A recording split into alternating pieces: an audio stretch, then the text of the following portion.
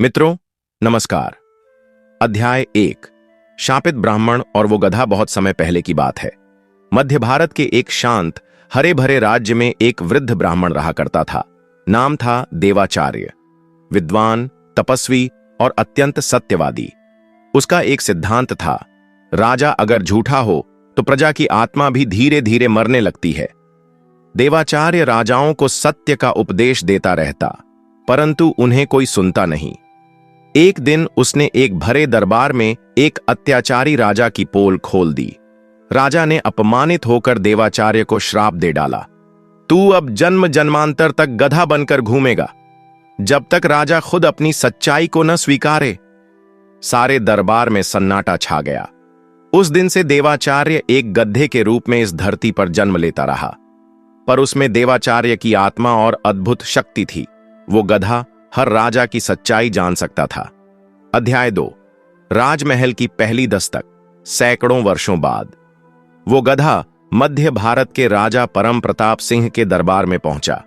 राजा बाहर से न्यायप्रिय और धार्मिक कहलाता था, लेकिन दरबारियों को भी पता था वो भीतर से लालची, धोखेबाज और घमंडी था। उस दिन दरबार में एक बूढ़ा व्यक्ति गधे को लेकर आया और बोला, महाराज, ये कोई सामान्य गधा नहीं है। ये सच सुनकर पहचान सकता है कि कौन झूठा है। राजा ने हंसते हुए कहा, अच्छा, तो ये बताएगा कि कौन कितना सच्चा है। बूढ़े ने सिर झुकाकर कहा, हां महाराज, और जो झूठ बोलेगा यह गधा जोर से हंसेगा और उसकी सच्चाई उगल देगा। अध्याय 3। दरबार की पहली हंसी। राजा ने मंत्री को आगे बुलाया। बताओ मंत्री, क्या तुमने कभी रिश्वत नहीं ली? मंत्री घबराया, फिर बोला, मैंने कभी किसी से एक भी सिक्का नहीं लिया महाराज। गधा चुप रहा, फिर अचानक जोर से हंस पड़ा, ढेंचू, इसने तो महल तक की रसोई रिश्वत में ली थी। पूरे दरबार में ठहाकों की बाढ़ आ गई। राजा थोड़ा हंसा, फिर कहा, ठीक है, अब मेरी बारी। मैंने कभी प्रजा का शोषण नहीं किया। गधा चुप रहा, फिर उसने राजा की तरफ टांग से इशारा किया और चीख कर बोला, ढेंचू, शोषण का सिरमौर यही है। ये सोने के मंदिर बनवाकर गरीबों का अनाज खा गया। अध्याय 4।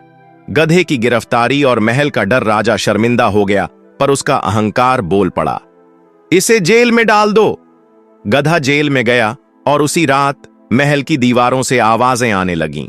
झूमर खुद ब खुद गिर पड़ा और राजा को एक सपना आया। सपने में वही बूढ़ा व्यक्ति प्रकट हुआ और बोला, राजन, ये गधा कोई सामान्य प्राणी नहीं, ये शापित ब्राह्मण है।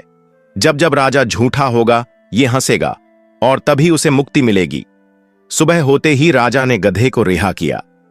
अध्याय 5। सच का सिपाही बना गधा। अब वो गधा हर राज्य में जाने लगा।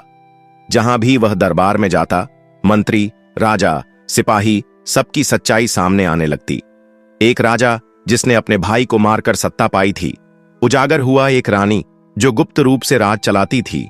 सामने आई एक मंत्री जिसने खजाना लूटा। पकड़ा गया। वो गधा अब सच का सिपाही कहलाने लगा। लोग उसका इंतजार करने लगे। अध्याय 6। जब गधा हुआ राजा का गुरु, एक दिन वो गधा उस राज्य पहुंचा जहां राजा वीर विक्रम था। वीर विक्रम सच बोलने वाला पर क्रूर था। उसने कहा, अगर तू सच में सब जानता है तो बता, मैं कैसा राजा हूं। गधा बोला, सच्चा है पर दया नहीं है। तेरी प्रजा तुझसे डरती है, प्रेम नहीं करती। राजा स्तब्ध रह गया। उसने पहली बार रोते हुए गधे के पैरों में सिर रख दिया। उस दिन से गधा उसका गुरु बन गया। अध्याय 7। अंतिम राज्य और अंतिम सच्चाई। गधे की अंतिम यात्रा एक ऐसे राज्य में हुई जहां एक राक्षस का वंशज राजा बना था। नाम था राजा अंधवीर। अंधवीर ने आदेश दिया, अगर तूने मेरी सच्चाई बताई तो तुझे जला दूंगा। गधा बोला, मेरे जलने से नहीं, तेरे सच से राज्य जलेगा। और फिर उसने बोलना शुरू किया, ये वही राजा है जिसने अपने ही पिता को झड़ देकर मारा और अब लोगों को अंधेरे में रखता है। हर दिन एक बच्चा उसकी बलि चढ़ता है। प्रजा भड़क उठी, विद्रोह हुआ, राजा भागा और राज्य मुक्त हुआ। अध्याय 8। गधे की मुक्ति। उस दिन गधा एक पहाड़ी पर चढ़ा। आसमान से दिव्य प्रकाश उतरा और गधे का शरीर धीरे धीरे ब्राह्मण देवाचार्य में बदल गया।